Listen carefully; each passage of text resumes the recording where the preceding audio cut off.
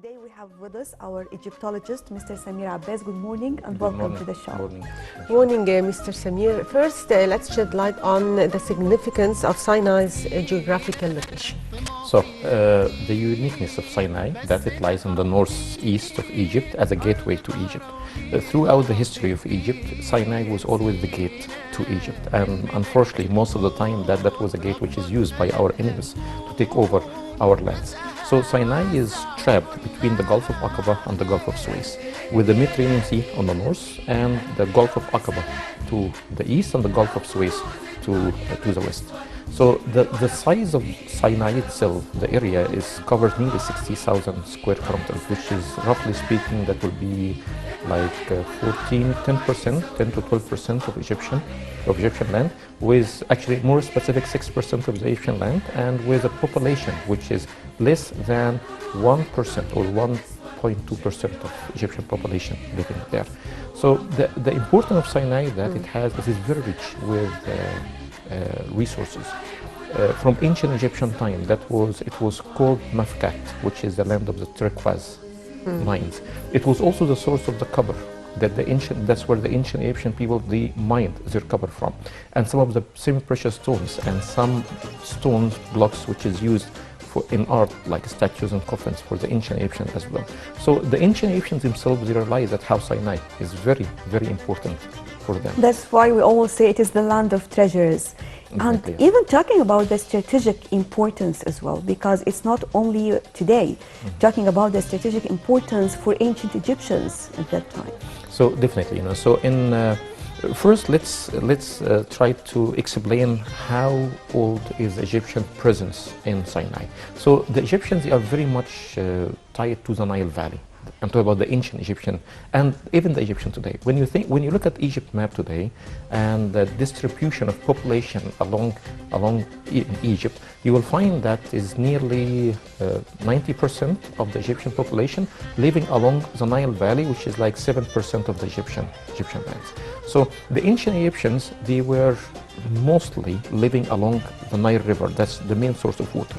But that didn't stop them from exploring and claiming other lands as an Egyptian territory, and that was happening as early as the Old Kingdom, and even before the Old Kingdom in early dynastic period.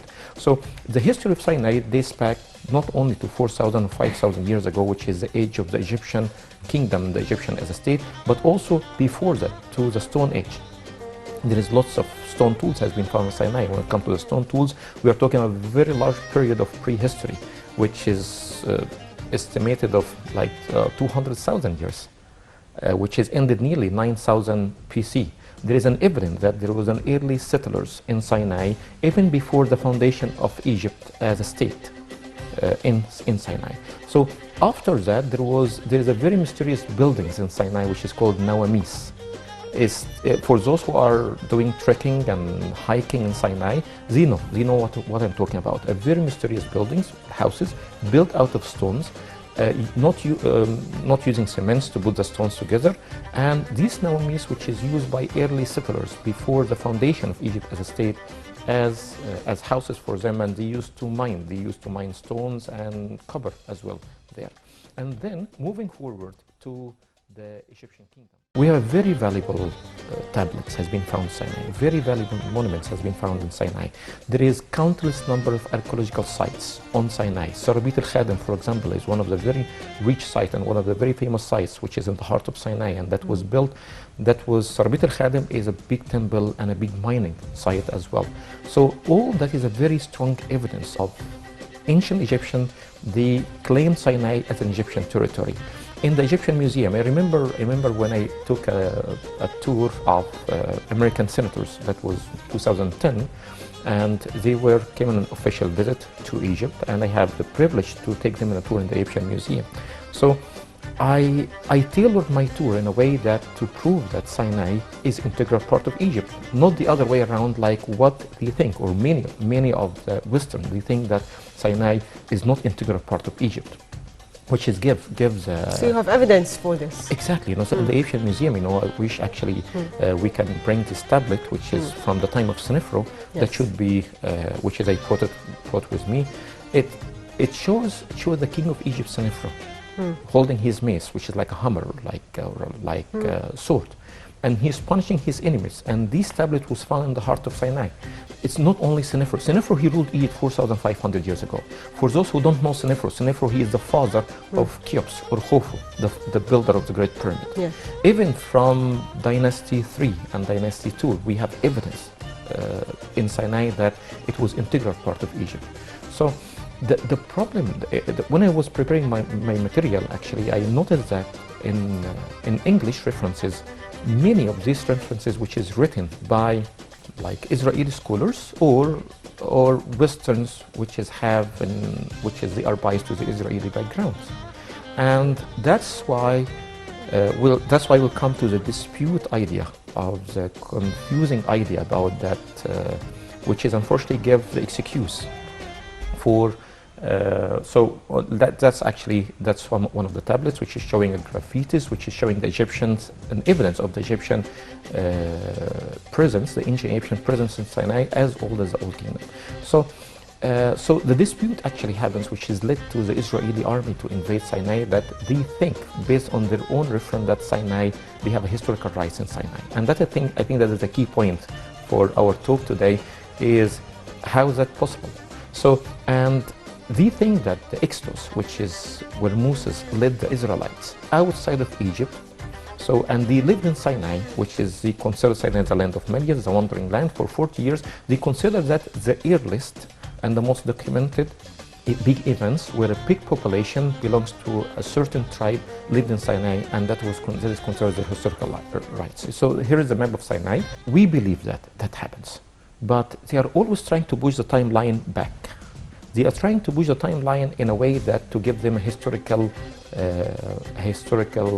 advantage. So this is a physical evidence of exactly.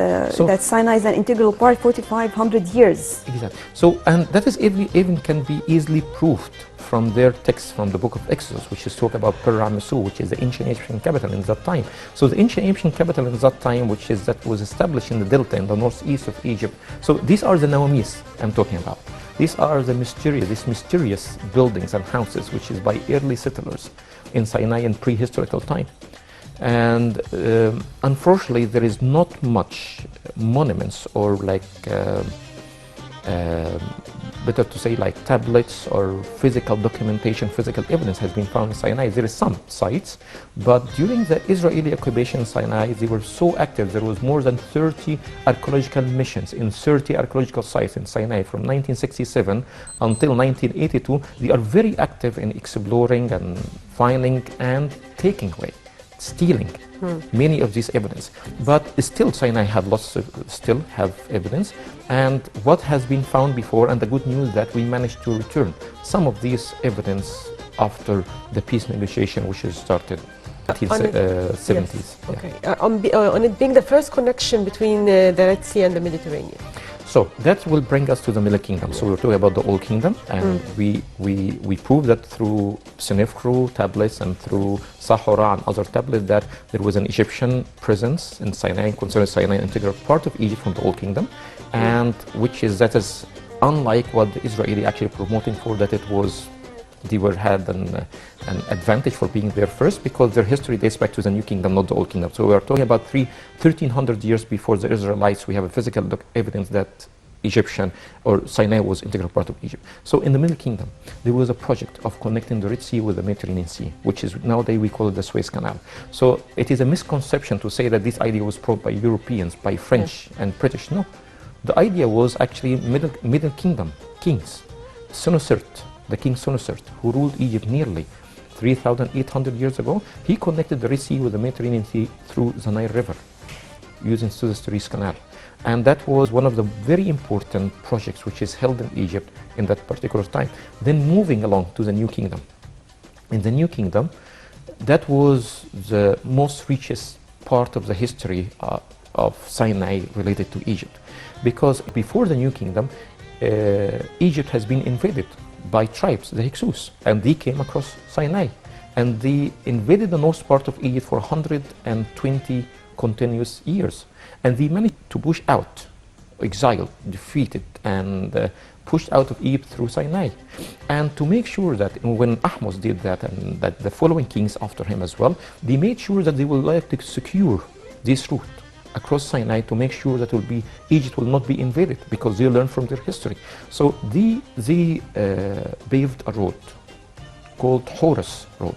It's named after Horus, which is a very famous god in Egypt. And I was just going to ask you about Horus military exactly, in route, that area route. in particular. So, and dug wells all the way along this route, and they have fortress all the way along this route, which is go through middle Sinai. And it was a custom of the Egyptian army in that period of time, in the New Kingdom, more specific in the 18th dynasty and the 19th dynasty, to go in a campaigns every year, more specific in the summertime, every year, in order to secure Sinai and secure the borders of Egypt as well. And that's why they maintain this route with the wells, with the infrastructure, with the fortress, so to make it easier for the Egyptian army to cross this road. So later on, after the collapse of the Egyptian New Kingdom and the collapse of the ancient Egyptian civilization, Sinai became a gateway again for the invaders. Alexander, that was his way to come to Egypt. The Persians before him, that's how they made it into Egypt. So it was the Crusaders later on. That's how they made it to Egypt. During 1956, the invasion of the French, British, and Israeli army. That's in 1956. That was their gateway to Egypt as well. And in between of that, there is many other armies. We talk about the French. We talked about the Ottomans. We talk about many armies from a Muslim background that was their route into Egypt as well. So almost everybody, or every nation, or every army invaded Egypt. Through the history of Egypt, they came across Sinai. And that's giving you an idea of how important Sinai is. So can you elaborate on the idea of Exodus and Sinai? So that will bring us to another important topic when it comes to the importance of Sinai. Sinai is not only important from a strategic, for resources, for military, because of Horus Road, but also is important from religious point of view.